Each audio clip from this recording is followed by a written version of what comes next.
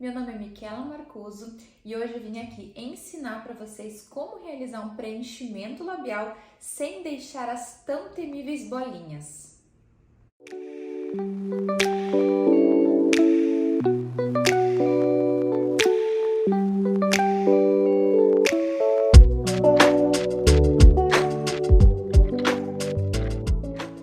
O preenchimento labial, a gente sabe que é um sonho para muitas mulheres e muitos homens também, mas o preenchimento labial, para que ele fique esteticamente bonito, ele tem que ficar livre das bolinhas. O que são essas bolinhas? Bom, o lábio, ele é dividido em duas partes. A parte seca, que é a parte externa, e a parte úmida, que é a parte onde temos a mucosa, que ela é mais molhada.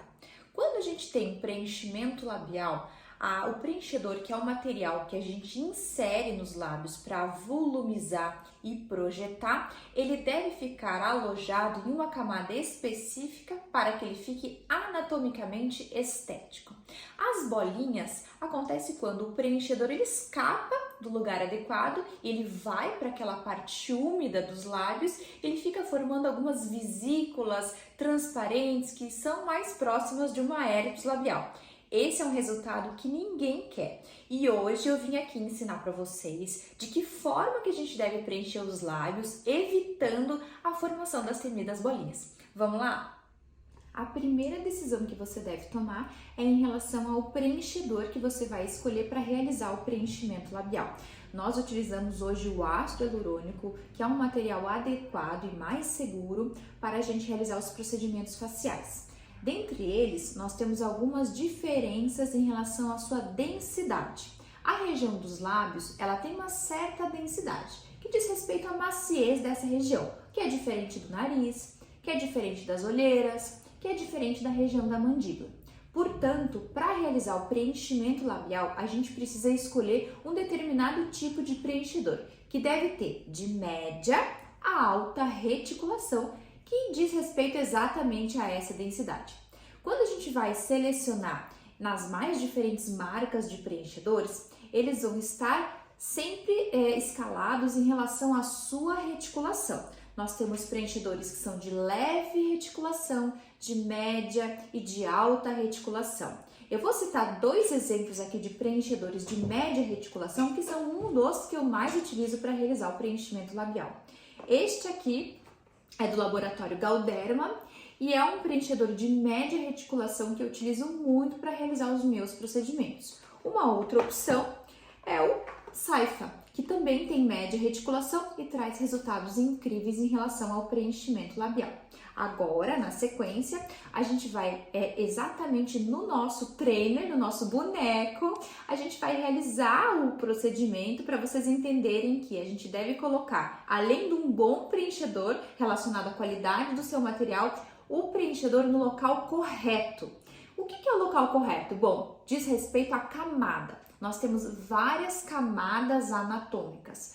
Para que você consiga fazer um preenchimento labial sem deixar as bolinhas, você precisa colocar o preenchedor no lugar certo. Então agora a gente vai realizar o procedimento, mas eu vou explicar para vocês exatamente aonde a gente deve colocar o preenchedor.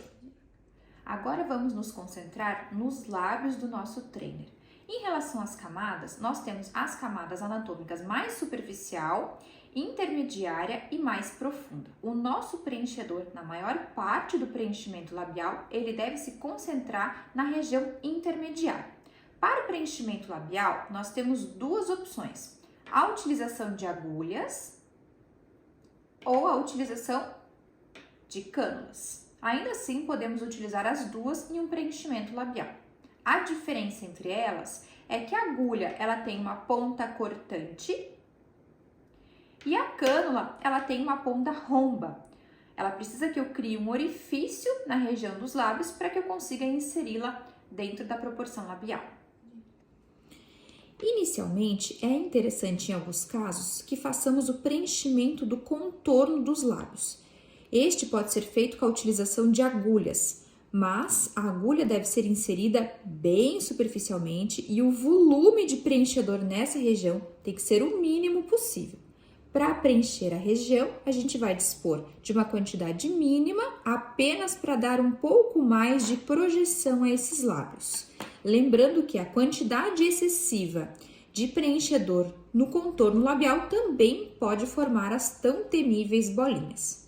Já para preencher o volume, que vai dar recheio para esse lábio, é interessante a utilização de cânulas, lembrando que alguns profissionais optam por agulhas também. Nestes casos, a gente precisa criar um orifício para posteriormente inserirmos a cânula e daí sim injetar o preenchedor. Observem que neste momento eu faço a inserção do preenchedor numa camada intermediária dos tecidos. Quando a gente utiliza um volume muito grande ou eu erro a camada onde eu vou inserir esse preenchedor, a gente pode ter como consequência final a formação das bolinhas. As bolinhas elas podem ficar aparentes tanto na parte seca quanto na parte úmida dos lábios. Então, as duas dicas importantes. Para o preenchimento do contorno, uma quantidade muito pequena. Para o preenchimento do recheio do lábio, a gente deve inserir o nosso agente preenchedor em uma camada intermediária. Além disso, precisamos escolher de forma adequada o nosso preenchedor para que ele tenha uma reticulação específica para a região dos lábios.